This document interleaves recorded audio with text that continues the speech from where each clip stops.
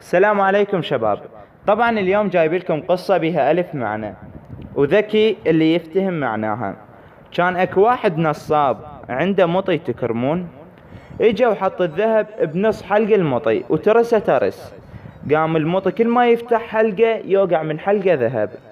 اخذه للسوق حتى يبيعه. التموا عليه التجار وصارت عركة بيناتهم، لأن الكل يردون يشترون المطي باعتباره كل ما يفتح حلقة يوقع من حلقة ذهب. اجا رئيس التجار من شاف وضعية المطي قفل، قال لهم إلا أنا أشتري، وأخذه وراح للبيت. والمطي تكرمون كل ما يفتح حلقة كل شي ما يطلع. جمع التجار كلهم وقال لهم هذا اللي باع للمطي نصاب، من أخذته للبيت لحد الآن ما طلع ولا قطعة ذهب. اجوا للبيت النصاب، دقوا الباب، طلعت لهم زوجته. قالوا لها نريد زوجك، قالت لهم زوجي طالع.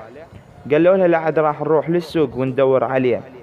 قالت لا تتعبون نفسكم، هسه ادز الكلب تكرمون يروح يصيح ويجي. فتحت الباب مال بيت الكلب وراح ورا شوية اجا زوجها النصاب يتمشى ويا كلب يشبه الكلب اللي دزته زوجته، بس هو مو نفسه. التجار كلهم انبهروا، نسوا سالفة المطي وركزوا على الكلب. قالوا هذا غير ذكي، وهم تعاركوا بيناتهم حتى يشترون الكلب. المهم اشتراه واحد من التجار، اخذه للبيت عود جاي يدزه يصيح لابنه. هذا الكلب طفر وهالطفرة طفرة. وهم جمع التجار واجوا على بيت النصاب، دقوا الباب وهم طلعت لهم زوجته.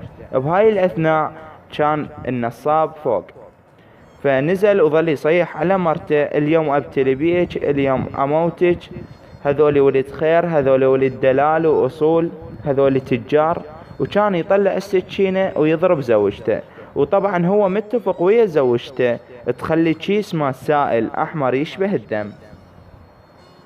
التجار من شافوا قتل زوجته، قالوا له لك ايش سويت؟ خطية ماتت. قال لهم لا تديرون بال، متعود على هالشي، كل ما اقتلها ومن اعزف لها بالمزمار ترجع على طبيعتها. طلع المزمار وبدأ يعزف، كانت تقوم ركض تسوي لهم غدا. هم انبهروا ونسوا سالفة الحمار والكلب والتهوا بالمزمار. اشتروا من عده واجوا يجربونه بزوجاتهم، يا هي اللي يضربوها بالسكينة تموت. فهم رجعوا وقالوا هذا نصاب، خلينا نشمره بالبحر على مود نخلص من عده. ربطوه على مود يشمروه بالبحر، وهم جاي يمشون بالطريق اخذوا لهم غفوة. بهاي الاثناء هم نايمين اجا راعي مر من يمه، قال له ايش بيهم وياك؟ ليش مربطينك؟ قال له يا معود يردون يزوجون بنت رئيس التجار، وعرضوا علي كوم ذهب وما قبلت. قال له ليش ما تقبل؟ قال له مو اني احب بنت عمي، اذا تريد تعال مكاني وانت تزوجها. قال له خوش، اخذ الحلال والمال كله الك. قعدوا التجار وشمروه بالبحر. من رجعوا للنصاب لقوه قاعد بالبيت مالته. قالوا له يا معود مو شمرناك بالبحر، شلون طلعت؟ قال من شمرتوني لكفتني حورية وحكيت لها قصتي وياكم، فتعاطفت وياي وانطتني ذهب، ومثل ما تشوفون اشتريت هذا الحلال بيه. بس قالت لو شامرينك بعد فت 50 متر اللي قدام كان رحت يم اختي الكبيرة اللي حالتها المادية اقوى. قوموا يا التجار وروحوا ذبوا ارواحكم بالبحر يم اختها الكبيرة، وهالغرقة غرقة. رباط السالفة والمعنى، الحكومة يوميا ناصبين على الشعب ومقشمرينه، ويوميا يتكرر هالفيلم، وتالي الشعب يذب روحه بالبحر ويروح يدور على اخت الحورية. هسه اريد من عندكم معنى ثاني للقصة.